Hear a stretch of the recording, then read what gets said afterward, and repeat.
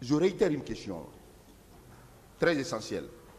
Votre procès verbal du 28 avril 2011, vous avez clairement dit que c'est le président Dadis qui vous a donné le dispositif du 28 septembre. Et vous dites que vous n'étiez même pas informé des événements du 28 septembre, la manifestation du 28 septembre. Vous dites que vous n'avez pas appris que le chef d'état-major de l'armée d'alors a pris un acte demandant à tous les militaires d'être casernés. Pendant que dans votre procès verbal, au PM3, vous déclarez que c'est le président Dadis qui a mis en place ce dispositif de sécurité, de maintien d'ordre qui devrait être piloté par Thiebro. Ne voyez-vous pas qu'il y a une contradiction dans vos déclarations? Ah non, si j'ai dit ça, c'est pas moi. Je reviens encore sur ça. Même les juges d'instruction vous ont posé cette question.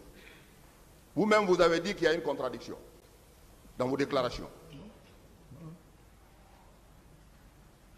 Je vous fais lecture de ce passage.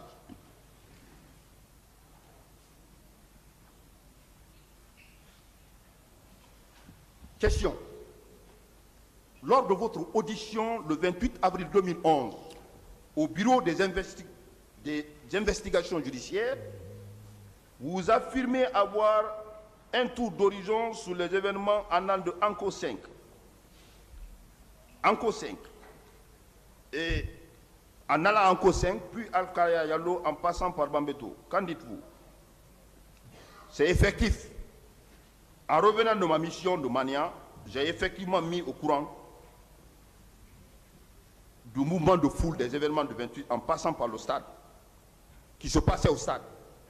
Sur mon parcours en Co5, à Bambeto, j'ai trouvé des manifestants et j'ai interpellé. Ce n'est pas ce passage.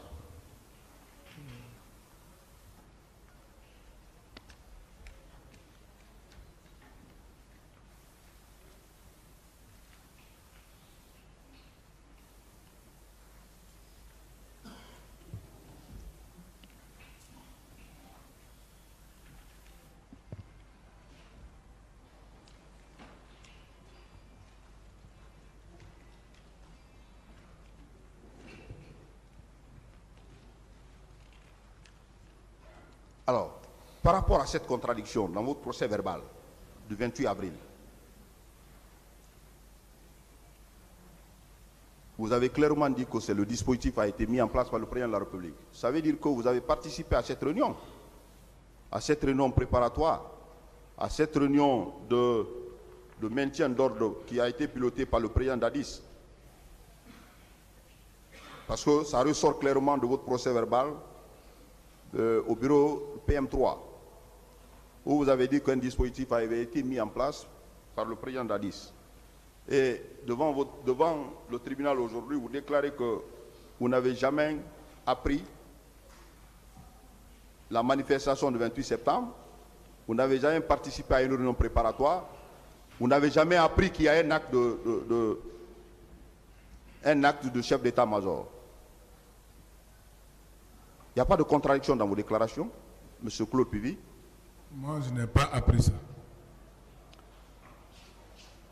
Après les événements, vous confirmez que vous avez voulu arrêter les hommes qui étaient allés sur les lieux,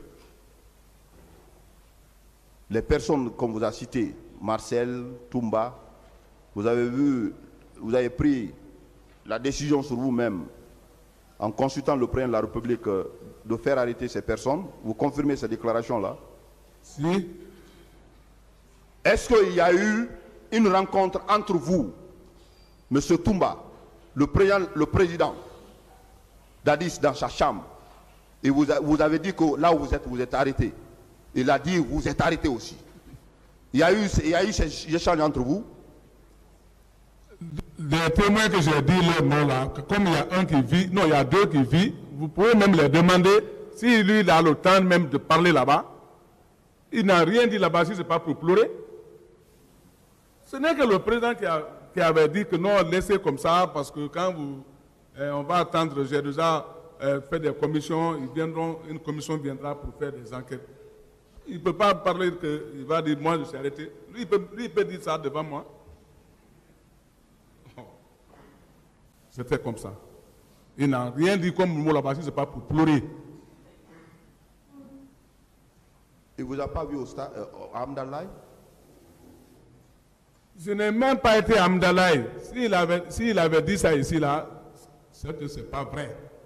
Vous n'avez pas été aperçu à Madina, au pont de Madina avec vos hommes? Du tout, non, ce n'est pas vrai. Vous n'êtes pas venu à Madina, derrière le stade du 28 septembre avec vos hommes? Non. Vous n'êtes pas rentré dans le stade du 28 septembre? Non. Avec vos hommes? Non. Est-ce que ce jour, quand vous avez quitté Koya, avec vos 30 hommes qui étaient avec vous, vous vous êtes directement dirigé au camp? Directement au camp. Les 30 personnes vous ont suivi directement au camp? Arrivé au camp, je leur ai dit de porter faisceau. Faisceau, c'est là où il faut contrôler tes hommes. C'est-à-dire, chacun vient, il dépose son arme. Et faisceau, ils ont formé faisceau et moi, je suis rentré au bureau. Parce que là, on contrôle les hommes là-bas. Monsieur Pivi, Ouais. vous confirmez que dans ce dossier de la procédure, il y a eu, vous êtes poursuivi même pour ça, autre fait qu'on vous reproche, des faits de pillage au niveau des marchés de Bambeto, Koza. Et vous déclarez ici, non seulement dans votre procès verbal d'interrogatoire, au point M3, mais également votre procès verbal d'interrogatoire devant le pool des juges d'instruction, mais également à cette barre, vous déclarez que c'est ce itinéraire que vous avez pris, avec vos 30 hommes. Et c'est à Koza, à Bambeto, à Anko 5, il y a eu des pillages des magasins. Et les témoins qui étaient sur les lieux, mais également les parties civiles, déclarent que c'est des bérets rouges qui ont pillé les magasins. Alors que vous et vos hommes, vous êtes passés par là-bas. Et à la même heure, qu'est-ce que vous en dites?